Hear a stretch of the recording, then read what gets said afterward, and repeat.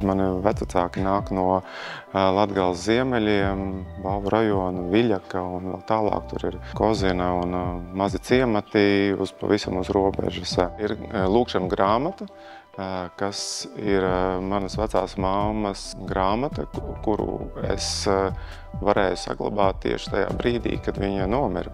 Var redzēt, kā viņa ar viņu ir dzīvojusi. Tā ir bijusi ilglaicīga, varbūt pat tā ir mantota. Viņa tur ir pierakstījusi telefonu numurus un piezīmes. Un mans izpratnes veids ir nācis ar novērojumiem. Tie pirmie novērojumi bija skolas laikā, tie skolas laika gleznojumi. Tas ir vecās mammas portrets un tēva portrets. Tā mūsu piesaiste mums vienmēr dod kaut kādu pamatu, taču sevi izzinot, tu sāc saprast, ka mēs piedzīvojam dzīvi diezgan nemateriālā pasaulē, un arī šajā gadījumā mākslas centrs, gan kultūras centrs saucās Gars. Un Garā mēs piedzīvojam savu dzīvi. Un šo saistījumu es tāpēc nosaucu šo izstādi Gars garam garā, lai mēs vairāk koncentrētos tieši uz šo saikni un daudz līmeņu sakarībām, kuras nav vienmēr tik viegli paskaidrojamas, vizuāli redzamas. Man interesē, kā izskatās cilvēks, ko viņš ar savu seju, savu mīmiku atstāja tajā nospiedumu, tajā apziņas laukā.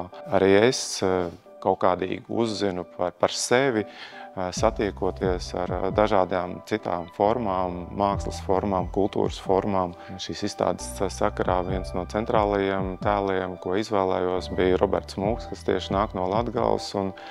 Priekš manis tas bija pārsteigums, kad ir cilvēki, kas spēj ļoti interesanti gan analizēt sarežģītu reliģisku struktūru, savienot tos ar latvisko izpratni par pasauli, tāpat tās pieliekot klāt savu radošumu un radot dzēju, stāstot par meditāciju.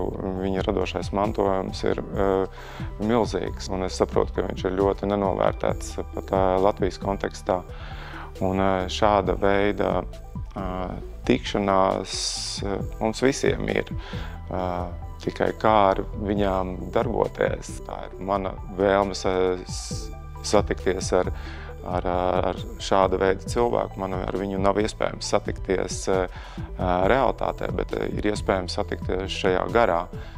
Lasot viņa grāmatu, piedzīvojot, ko viņš ir piedzīvojis, tur ir iespēja reāli tikšanās. Un šis ir aicinājums arī skatītājiem paskatīties tālāk, kas slēpjas aiz šā attēla, kas slēpjas aiz šā vārda. Un tā ir mūsu iespēja izzināt pasauli. Un šeit ir man būtiski, lai notiktu tikšanās.